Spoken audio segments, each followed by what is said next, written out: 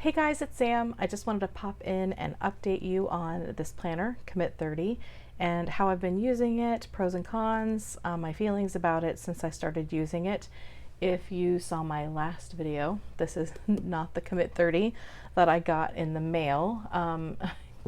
I'll talk about that as I go through here, why I changed the particular book that I was using and all of that. I've been using it consistently since it arrived.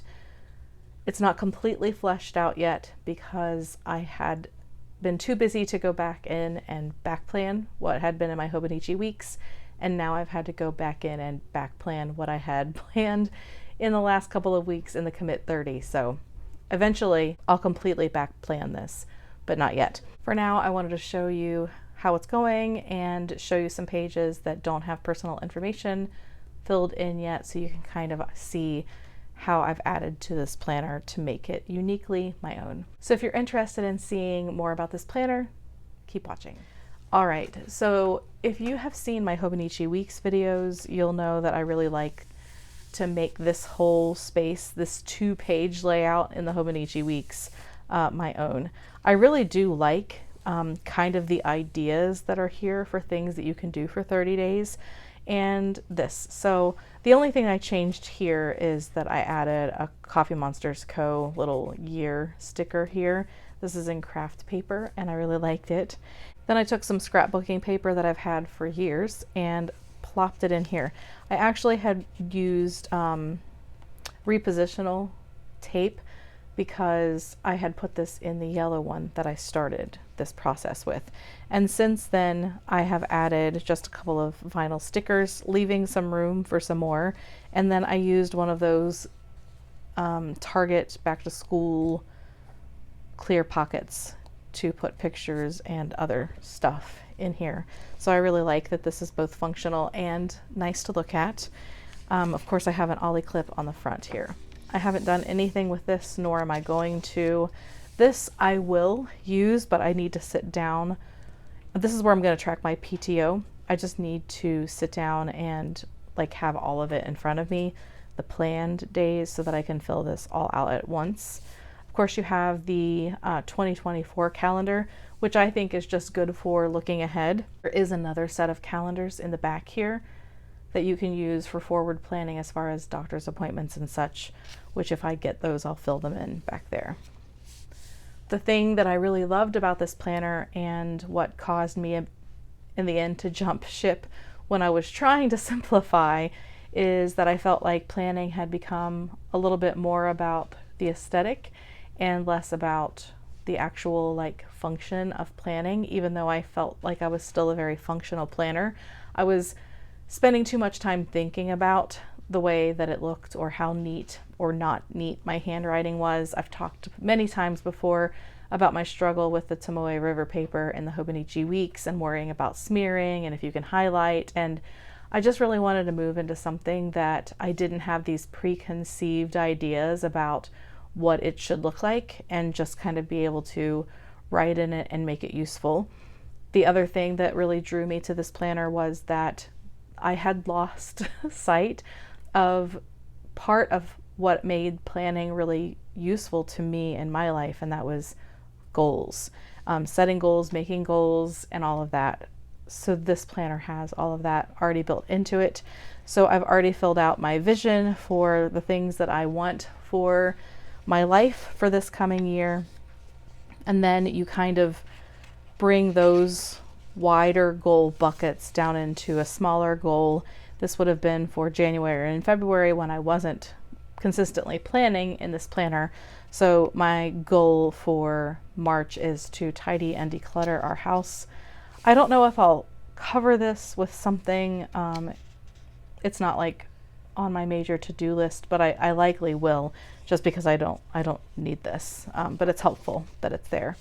Then you have this where you can do like your whole vision board for the month. I really like the way that this is set up. Of course, I didn't use it in January and I didn't use it in February, but I will go back in and back plan bigger things that happened, of course.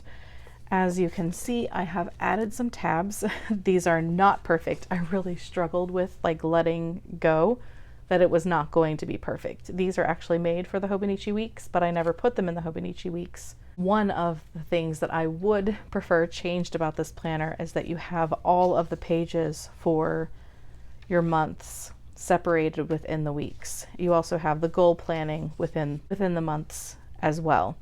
So I would really just prefer all the months be up front together, all of the goal planning to be all up front together. So like January through December monthly pages all together, January through December goal planning pages all together, and then just the weeks. That would be like my ideal planner. But since this planner is not set up like that, I did find that I was struggling to find the monthly pages. I actually ordered the tabs that they sell, Commit 30.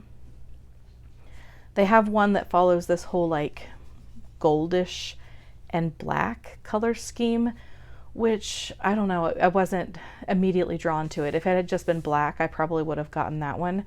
But they had the black and like the goldish color, and then they had like a more colorful, not primary colors, but brighter colors. And so I ordered that one, and I actually spent a lot of time last night installing those. And then when I sat down with it, I was like, I don't generally have that kind of color scheme going on in my life. So that's why I went with these more muted and much more small, less noticeable overall tabs. So I just have them set up so that I can, of course I grabbed the wrong spot, so that I can flip to the monthly page. These are from an Etsy shop called Clark and Cord, and although they weren't made for this planner, I feel like it worked out pretty well. I did measure it. It's ish about an inch in on either side, and then that leaves 6 inches for the tabs to be spaced out, and it's working just fine.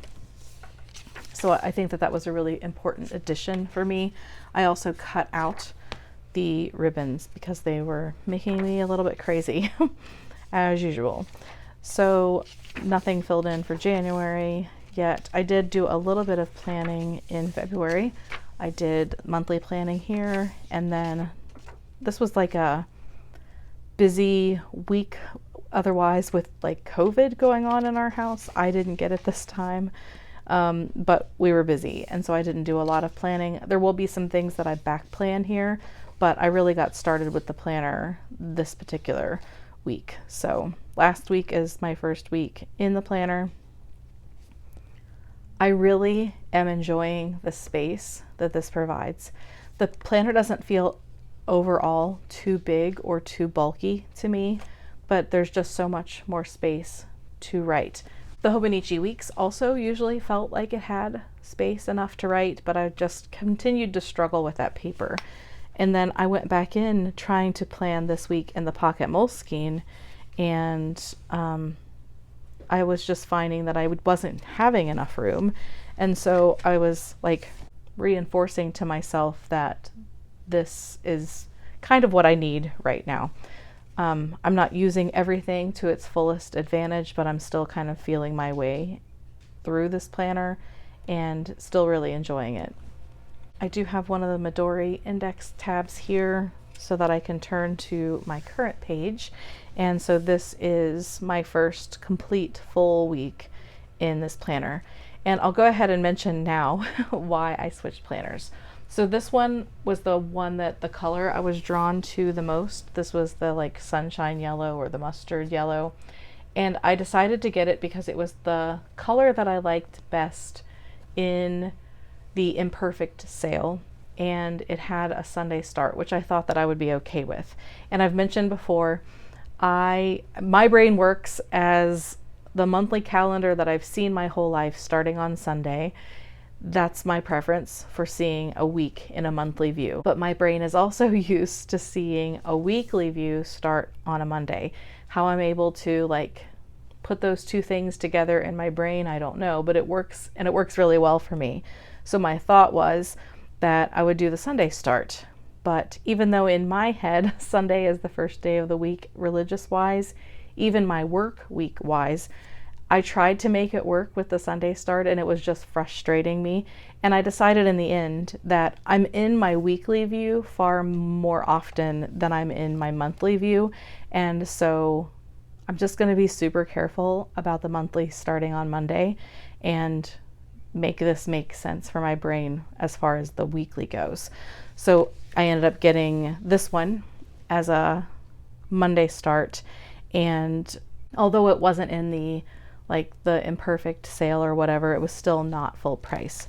So it wasn't bad at all, especially since I had already decided that this planner was going to work really well for me. So as you can see, I've kind of got timed events kind of broken up throughout the day, which is the way it's usually worked for my brain. For the next week, I think I'm going to try to do all of the places that I have to be in the top box as kind of a priority for my own brain. I really like that I have the space to do a little bit of memory keeping in here, as well as, you know, tasks and things like that. I also put my habit tracker here at the bottom. This particular side doesn't have any dots or lines or anything, and I'm not sure exactly how I'm going to use this yet, but for now I just put a piece of washi tape here. So if you turn to the next week, jumping ahead here a little bit, if you turn to the next week, I go ahead and what I have done is I've taken white out and I've covered up the work to do, which I don't include in my personal planner, and I've taken away the notes here. I kind of wish that those weren't there so I wouldn't have to go in and use white out every single week, but it's not that big of a deal. So this is where I'm going to keep my tracker for now, and then just a running list of tasks. I also really like that this planner has a place up here to make a weekly focus, and that the goals go from a yearly to a monthly to the weekly focus. Also, there's a place for you to track your progress, and I'm going to use a Tombow marker to cover the days that I have been successful with my monthly goal. March has so far not been the best. I haven't been feeling well. We've had 2 birthdays, 2 days in a row in our family, and it just didn't work for what I wanted to do on these days. And that's okay. That's okay. Progress, not perfection, right? So as you can see, I have started filling in. This is where some people do like vision boards or whatever, but I knew as soon as I saw this that this is where I wanted to put stickers that I got from orders over the month and pictures of anything fun, special, interesting that happened throughout the month. And I really like that there's space to do that. I will also say that I'm also really excited about being in a slightly larger book where I feel like I can put like these stickers, like this particular sticker I ordered from Redbubble, and I never found a place that it fit in my pocket, Moleskine, or my Hobonichi Weeks. And being in a slightly bigger planner, I feel like I have more room to do that kind of thing. Put photos, put stickers that haven't fit other places. It's just kind of ticking all of the boxes for me. So as far as this goes, I think I'll find my like perfect rhythm within this planner, but it's working really well so far. And of course it just goes like that through the rest of the weeks, doing the whole monthly overview, the goal setting and all of that. And then you get to the back of the planner and you have these forward planning calendars for 2024, which I think are super helpful. Here is where we have a bunch of different dot grid pages. Dot grid is definitely not my favorite. I much prefer just like a grid or lines, but in this instance they kind of melt away when looking at it as far as adding other things in. And I don't like personally drawing out my own trackers and such. It just kind of stresses me out. So I actually looked at some of different sizing for planner printables, and I ended up deciding that the Franklin Covey Compact was actually a really good fit for wanting it to be small enough that I could put it within here and not worry about trimming around the edges, but not so small that I felt like I was cramming into spaces again. And that is one of the reasons why I was drawn to a larger planner. I kept going smaller and smaller and smaller, and then just feeling like I was tired of making my handwriting unnaturally small for me. And if I also wanted to get a printable that I could realistically reuse back end rings. So you can use the Franklin Covey compact inserts in a personal size ring planner. And so I figured if something happens and I don't stick in this planner all year, the next size that I would be trying would be Franklin Covey Compact. And so this one is from Peanuts Planner Co. I've used this in pretty much every planner that I've put together. If it didn't have this like yearly overview, this is what I use for cycle tracking. That's how I use it in the front of the Hobonichi weeks. And so this is what the space will be. And it works for me. I really like that I'm able to move some of the things that work for me in other planning systems into this planner, which otherwise feels very new to me. Here, this looks like a complete mess, but this is a recurring tasks insert from Alibi Design Studio, and I really like her version of it because it gives you a whole lot of room to write whatever it is and a little bit of space for a check mark. And some of the other alternatives from other shops give you just a little bit of space here, and they give you more space to mark this off. And I only need a check mark. So making more room for writing seems better to me. I've kind of gone back and forth about how to use the other pages. I have thought about using them for YouTube planning, finances, and such, but for now, since I haven't made a decision, I don't want to commit to something, and I'll just let this evolve kind of naturally. I did put another one of those clear pockets in the back here just to hold some frequently used stickers. And then I had a new order from Coffee Monsters Co. and it just had this little card. This isn't permanent at all. I just used a little bit of washi and folded it over this little pocket here in the back. And I just thought that it made for something nice to look at besides the white. I really do like this big accordion pocket. I have some more stickers in here, and I'm about to stick my work schedule in here as well. Because I'm getting ready to plan out my week and I'm going to need my work schedule there. So I'm really enjoying this planner. I don't feel like I have a lot of negatives for this one at all, which is a good thing. I love that you don't have to have a cover with it. I'm really getting excited about books that I find that have their own closures, just because not everybody wants to or can afford a leather cover, so it's really nice that it can be on its own. The only thing that it doesn't have that I think would make it better would be a pen loop as far as that goes, because I always feel better when my pen is with me, like attached to the planner.